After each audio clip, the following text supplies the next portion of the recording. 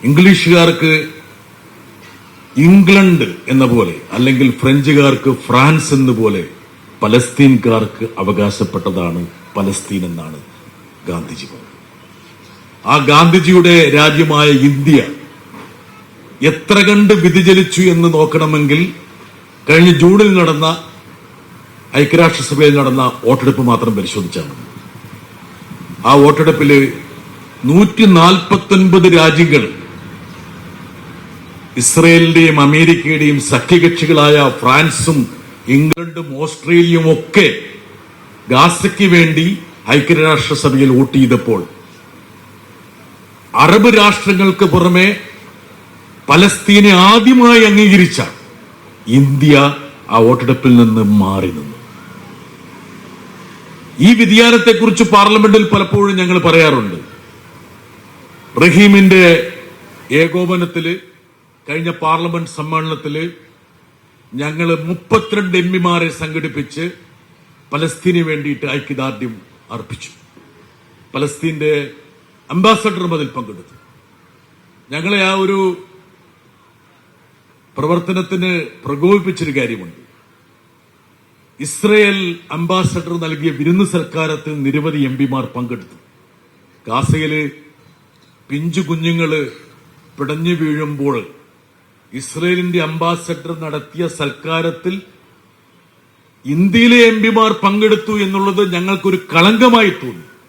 ആ സൽക്കാരത്തിൽ പങ്കെടുത്ത എംപിമാർ ആരാണെന്ന് അന്വേഷിക്കാനുള്ള ഒരു താല്പര്യം ഇതുവരെ നമ്മുടെ മാധ്യമങ്ങൾ കാണിച്ചിട്ടില്ല. ഒരുപക്ഷെ കേരളത്തിന് താല്പര്യമുള്ളൊരു വാർത്തയാകാം അത്. അത്രയും ഞാൻ സൂചന നൽകുന്നുണ്ട്. നോക്കുക എങ്ങനെയാണ് ഇന്ത്യ എന്നുള്ള ഒരു രാജ്യം വ്യതിചലിക്കുന്നു എന്നുള്ളത്. ഗാസയിൽ പിടഞ്ഞു വീണ ഇസ്രയേലിന്റെ ബോംബാക്രമണത്തിൽ കൊല്ലപ്പെട്ട കുഞ്ഞുങ്ങളുടെ പേരുകൾ കേരളം വിളിച്ചു പറയാൻ പോവുകയാണ്. 18,000 കുഞ്ഞുങ്ങൾ. ഒരുപക്ഷെ ആ ഒരു പ്രക്രിയക്കിടയിൽ വേണമെങ്കിൽ ആ എണ്ണം ഇനിയും വർദ്ധിക്കാം. അവിടെ നിന്ന് വന്ന പലസ്തീനിൽ നിന്ന് വന്ന ഒരു മാധ്യമ പ്രവർത്തകൻ ഞങ്ങളോട് പറഞ്ഞൊരു കാര്യമുണ്ട്.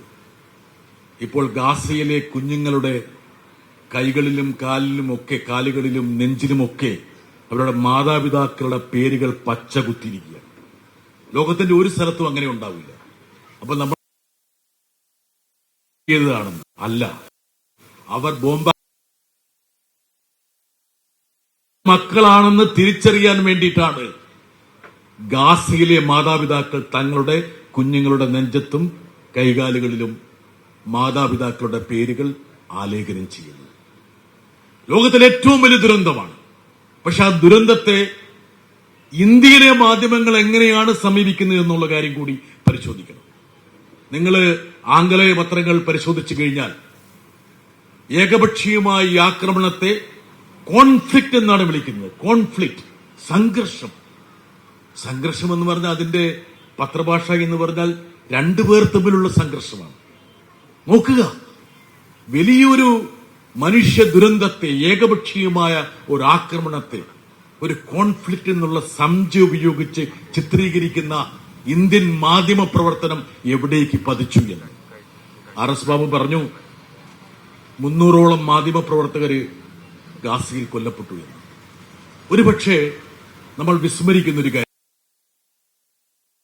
രണ്ടും ലോകമഹായുദ്ധങ്ങൾ, വിയറ്റ്നാം യുദ്ധം, കൊറിയൻ യുദ്ധം, അഫ്ഗാനിസ്ഥാൻ, ഇതൊക്കെ എടുത്താൽ പോലും ഈ യുദ്ധങ്ങളിലെല്ലാം കൊല്ലപ്പെട്ട മാധ്യമപ്രവർത്തകരെക്കാൾ കൂടുതൽ പേർ ഗാസയിൽ മാത്രം കൊല്ലപ്പെട്ടു 2 വർഷത്തിനിടയിൽ. അൽ ജസീറയിലെ കൊല്ലപ്പെട്ട ഒരു ലേഖകൻ മരിക്കുന്നതിന് ഏതാനും ദിവസം മുമ്പ് വീഡിയോയിൽ ഒരു സന്ദേശം പകർത്തിവെച്ചിരുന്നു തന്റെ കുടുംബങ്ങൾക്ക് വേണ്ടിയിട്ട്. അൽ ജസീറയിൽ അത് സംഭവിച്ചു. എന്തായിരുന്നു? ഞാൻ പറയുന്ന ഈ ദുരന്തത്തിന്റെ സത്യത്തിന്റെ കഥ ഞാനില്ലെങ്കിലും ഒരു പതാകയായി, ഒരു പദമായി, ദീപമായി ഏറ്റെടുക്കാൻ എന്റെ സഹപ്രവർത്തകർ ഉണ്ടാകണമെന്നുള്ളൊരു അപേക്ഷയാണ് അദ്ദേഹം ആ വീഡിയോ സന്ദേശത്തിൽ പറഞ്ഞത്. ഇങ്ങനെ നിരവധി മാധ്യമ പ്രവർത്തകർ അവർ മരിക്കുമെന്നുള്ള ഒരു ധാരണയിലാണ് ഗാസയിൽ നിന്ന് റിപ്പോർട്ട് ചെയ്യുന്നത്.